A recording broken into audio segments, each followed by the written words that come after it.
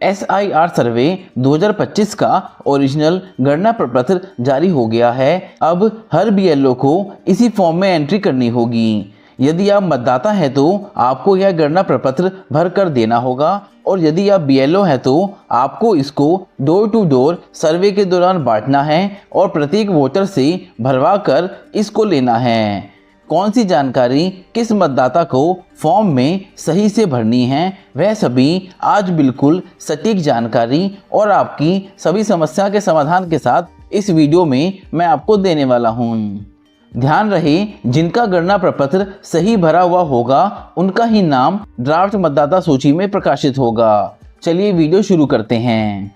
गणना प्रपत्र 4 भागों में डिवाइडेड है। पहले भाग में देखिए एन्यूमरेशन फॉर्म, यानी कि गणना प्रपत्र का यह ओरिजिनल फॉर्मेट है। 12 राज्यों में जहां पर भी SIR हो रहा है, यही एक पेज का फॉर्मेट आपको भर कर देना है। अब आप यहां पर देखिए, आपको यहां पर अपने BLO का नाम भी मिलेगा और उसका मोबाइल नंबर भी मिलेगा। यदि कोई समस्या आपको आती है तो आप अपने BLO से फ़ोन कर कांटेक्ट कर सकते हैं। इसके बाद निर्वाचक का जो नाम है वह आपको प्रिंट मिलेगा। एपिक नंबर, पता, वोटिंग लिस्ट में जो उसकी क्रम संख्या है वह आपको प्रिंट मिलेगी। भाग संख्या, विधानसभा क्षेत्र का नाम और राज्य का नाम भी आपको प्रिंट मिलेगा। उसके बाद आपको यहाँ पर QR कोड मिलेगा, जिसकी सहायता से फॉर्म BLO ऐप पर अपलोड होगा। और इसके साथ वोटिंग लिस्ट में जो उसका फ़ोटो है वो आप यहाँ पर देख सकते हैं। इसके साथ साथ वर्तमान फ़ोटो आपको यहाँ पर चिपकाना है, जो आपका रंगीन फ़ोटो वाइट बैकग्राउंड के साथ होगा, वह मतदाता यहाँ पर पेस्ट करेंगे। अब इसके बाद फॉर्म में दूसरे भाग में आती है जनरल डिटेल्स। इसमें सबसे पहले आएगी जन्म तिथि, DD, MM, YY के फॉर्मेट में आपको भरनी है। जैसे दोस्तों, किसी की जन्म तिथि 18 सितंबर सन 2000 है तो उसको यहाँ पर 18/09/2000 इस फॉर्मेट में जन्म तिथि को फिल करना है। जन्म तिथि भरते समय ध्यान रखें जो ओरिजिनल डेट ऑफ बर्थ आपके डॉक्यूमेंट्स में है, जैसे कि 10th class marksheet, certificate, pan card आदि, वही आपको यहाँ पर फिलअप करनी है। उसके बाद दूसरा कॉलम आता है आधार संख्या का। आधार संख्या यहाँ पर वैकल्पिक है। यदि आपके पास उपलब्ध है तो आप भर सकते हैं, उपलब्ध नहीं है तो आपको नहीं भरनी, कोई प्रॉब्लम नहीं आएगी। उसके बाद आता है मोबाइल नंबर। मोबाइल नंबर आपको यहाँ पर मतदाता का अनिवार्य रूप से भरना ही है।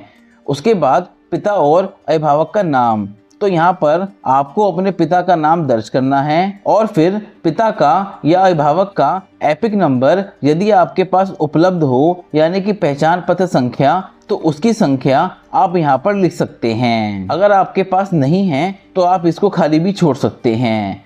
इसके बाद माता का नाम आपको यहाँ पर दर्ज कर देना है। माता का एपिक नंबर उपलब्ध है तो उसको लिख दीजिए। पति पत्नी का नाम यदि लागू हो तो आप लिख सकते हैं। अब पत्नी का यदि भर रहे हैं तो पति का नाम आपको लिखना है। यहाँ पर एपिक नंबर उपलब्ध है पत्नी का तो आप यहाँ पर लिख दीजिए। इस प्रकार यह जनरल डिटेल्स आपको फिल कर देनी है। अब साथियों आता है सबसे most important third part of form. यहीं पर सबको कन्फ्यूजन हो रहा है कैसे भरना है। अब यदि आप आम मतदाता हैं तो भी आपको इसको बिल्कुल ध्यान से भरना है, और अगर आप BLO हैं तो आपको इसको और अधिक बिल्कुल ध्यान से भरना है। अब देखिए, पिछले SIR की मतदाता सूची में मतदाता का विवरण, यानी कि 2002 या 2003 में जब SIR हुआ था उस वक्त का विवरण आपको यहाँ पर भरना है। किसका भरना है? जिस मतदाता का गणना प्रपत्र आप भर रहे हैं। अब यह कब भरा जाएगा? जब उसका नाम 2002 या 2003 की मतदाता सूची में उपलब्ध होगा। आपने चेक कर लिया, आपको उसका नाम मिल गया है, उस स्थिति में आपको यह वाला फॉर्मेट भरना है, अन्यथा आपको नहीं भरना है। अंतिम विशेष गहन पुनरीक्षण SIR निर्वाचक नामावली में निर्वाचक का विवरण यदि 2002 या 2003 में नाम है तो आपको यह वाला कॉलम भरना है, और इस वाले कॉलम को जो कि इसके साथ में है उसको खाली छोड़ देना है। अगर मतदाता का नाम 2002 या 2003 की सूची में नहीं है तो आपको यह वाला कॉलम नहीं भरना है, फिर आपको यह वाला कॉलम भरना होगा। अब देख लीजिए अंतिम विशेष गहन पुनरीक्षण की निर्वाचक नामावली का विवरण नाम होने की स्थिति में यह भरा जाएगा। अब मान लीजिए आपका नाम इसमें मौजूद है, तो आपको इसको कैसे भरेंगे? तो सबसे पहले आपको यहाँ पर निर्वाचक का नाम लिखना है, जो भी उसका नाम है। एपिक नंबर आपको 2002 या 2003 में जो थे, यदि आपके पास उपलब्ध है तो वह लिख देने हैं। रिश्तेदार का नाम आपको यहाँ पर लिखना है। अब इसके रिश्तेदार यानी कि उसके पिता या पति या फिर माता का नाम आपको यहाँ पर लिखना होगा। अगले कॉलम में लिखना है रिश्ते का नाम, यानी कि जिसके माता पिता पति का नाम आपने यहाँ पर भरा है, तो वो रिलेशन यहाँ पर पिता पति या माता आ जाएगा। उसके बाद जिला आपको यहाँ पर भरना है। 2002 या 2003 में कौन सा जिला था, राज्य का नाम। उसके बाद आ जाता है विधानसभा क्षेत्र का नाम, यानी कि 2002 या 2003 की सूची में कौन सी विधानसभा क्षेत्र संख्या थी, भाग संख्या थी और क्रम संख्या थी। इसी के आधार पर BLO आपकी मैपिंग करेगा और आपका नाम ड्राफ्ट मतदाता सूची में आएगा। तो इसको बिल्कुल ध्यानपूर्वक भर लें। अब 2002 या 2003 की सूची में आपका नाम नहीं है, तो आपको यह वाला पार्ट भरना होगा। इसको आपको बिल्कुल खाली छोड़ देना है। यदि 2002 की सूची में नाम नहीं है, 3 की सूची में नाम नहीं है, अब आपको यहाँ पर उस रिश्तेदार का विवरण भरना है जिसका नाम पिछले कॉलम में दिया गया है, अंतिम गहन विशेष पुनरीक्षण के अनुसार।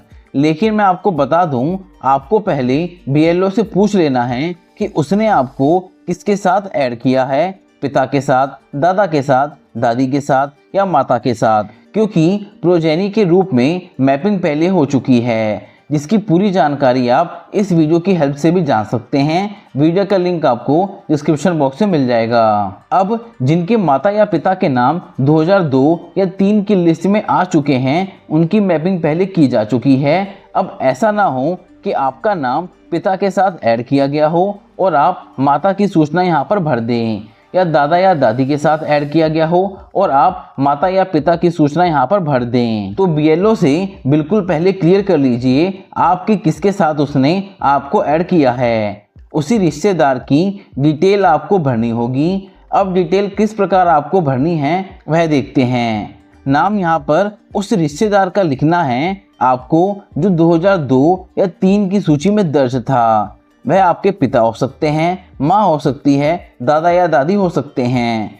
उन्हीं का एपिक नंबर यहाँ पर आपको अगले कॉलम में लिखना होगा। अब रिश्तेदार के नाम में आपको, जैसे आपने यहाँ पर पिता का नाम लिखा है, तो आपको यहाँ पर अपने दादाजी का नाम यहाँ पर लिखना होगा रिश्तेदार के नाम में। अब बात करते हैं रिश्ते के नाम की। इस कॉलम में आपको क्या भरना है, तो साथियों आप समझ लीजिए, पिता का आपने यहाँ पर भरा है, तो पिता के साथ आपका रिश्ता है, तो आपको यहाँ पर सन लिखना होगा।